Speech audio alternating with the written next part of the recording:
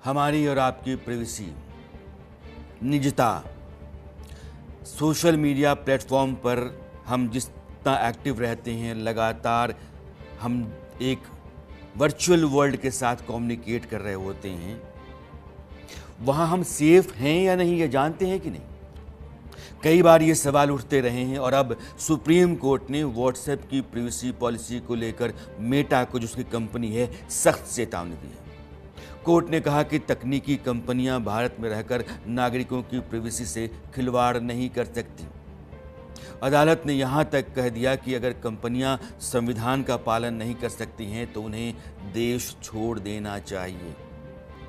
Court ने क्या कहा है, पहले आप यह समझिए, ये तो लबोलुबाब है। सुप्रीम कोर्ट ने मेटा को कहा कि व्हाट्सएप के दबदबे के चलते लोगों के पास सीमित विकल्प अगर हैं तो क्या लोग व्हाट्सएप की टफ प्राइवेसी पॉलिसी समझते हैं?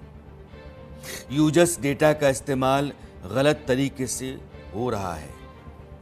यूजर डेटा का इस्तेमाल टारगेटेड विज्ञापन के लिए भी किया जा रहा है। डेटा शेयरिंग के नाम पर चोरी बर्दाश्त नहीं की जा सकती है। प्राइवेसी की जो पॉलिसी है उसकी गंभीरता को आप समझ जाइए। सवाल ये है कि डेटा शेयरिंग के नाम पर देश की प्राइवेसी से खिलवाड़ क्या वाकई ये कंपनियां करती हैं? और मेटा, जिसको सुप्रीम कोर्ट ने फटकार लगाई, वो कितना कसूरवार है? प्राइवेसी की शर्त बेहद चालाकी से तैयार की जाती हैं और ये निजी जानकारी चोरी करने का बहुत ही सभ्य तरीका है। संविधान का पालन नहीं कर सकते हैं तो छोड़ दें। आप हिंदुस्तान को सुप्रीम कोर्ट को कहना पड़ा, इसका मतलब यह है कि मामला बहुत गंभीर है। जरा आप सोचिए, किसी बड़े से कॉफी शॉप में आप बैठे हुए हैं और आप अपने लैपटॉप पर काम करने के लिए वाईफाई कनेक्ट करना चाहते हैं। आप वाईफाई से कनेक्ट हो जाते हैं, लेकिन आपको पता नहीं चलता है कि आपने एक ऐसे वाईफाई नेटवर्क को एक्सेस कर लिया है जिसे कोने में बैठा हुआ एक हैकर उसने बनाया है। अब हैकर अपने डिवाइस पर सब कुछ देख रहा है या देख सकता है। यह सिर्फ एक तरीका नहीं है। डेटा चोरी कैसे होता है, व्हाट्सएप डेटा ब्रीच क्या है, इसको भी आपको समझना ज़रूरी है, क्योंकि दिन भर लगातार आप व्हाट्सएप का इस्तेमाल करते हैं और एक आदमी औसतन 35 से 40 मिनट व्हाट्सएप का इस्तेमाल करता है हमारे देश के भीतर।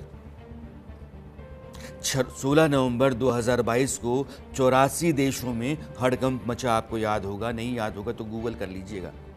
50 करोड़ व्हाट्सएप यूजर्स का डेटा हैक हुआ था। हैकर्स ने व्हाट्सएप की टेक्नोलॉजी की खामियों का फ़ायदा उठाया था और लोगों को फिशिंग स्मिशिंग का डर सताने लगा था। डेटा लीक करने वालों की अब तक पहचान नहीं हुई। साइबर यूज़र ने लीक हुए डेटा की पुष्टि की थी। व्हाट्सएप ने बाद में डेटा स्क्रैपिंग की बात मानी कि डेटा स्क्रैपिंग। सुप्रीम कोर्ट ने व्हाट्सएप को जो भी हिदायतें दी हैं उनका पालन करना बहुत ज़रूरी है हमारी आपकी बेहतरी के लिए। और अगर आप भी व्हाट्सएप यूज़र हैं, आप हैं, मतलब मैं क्यों कह रहा हूँ कि आप भी हैं, हम सब व्हाट्सएप इस्तेमाल करते हैं, ऐसे में आपको इन बातों का बहुत ख्याल रखना चाहिए जिन बातों का जिक्र अब मैं कर रहा हूँ। हमेशा 2 फैक्टर ऑथेंटिकेशन को ऑन रखिए। किसी भी सस्पिशियस, जिसको हम संदिग्ध कहते हैं, उस लिंक पर आप मत जाइए। अगर लगता है कि ये लिंक आप जानते नहीं, ये कुछ ऐसा है जो अटपटा सा है, आप उसको क्लिक मत कीजिए। कोई नंबर गलत लगे तो उसको ब्लॉक कीजिए। व्हाट्सएप पर किसी भी लिंक पर क्लिक करने से पहले जांचिए। व्हाट्सएप लिंक से खरीदारी करने से भी आपको बचना चाहिए। व्हाट्सएप ओपन करने के लिए पिन का इस्तेमाल कीजिए, हमेशा लॉक करिए। दूसरे डिवाइस में लॉगिन किया है तो लॉग आउट आप ज़रूर कीजिए। 2 हैंडसेट्स होते हैं कई लोगों के पास, वहाँ ऑन है तो ऑफ करिए, उसको लॉग आउट कीजिए, फिर उसके बाद एक डिवाइस के भीतर उसका इस्तेमाल कीजिए।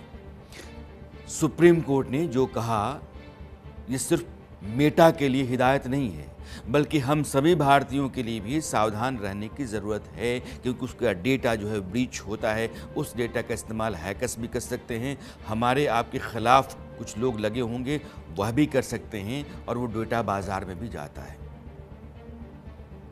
अब बात करेंगे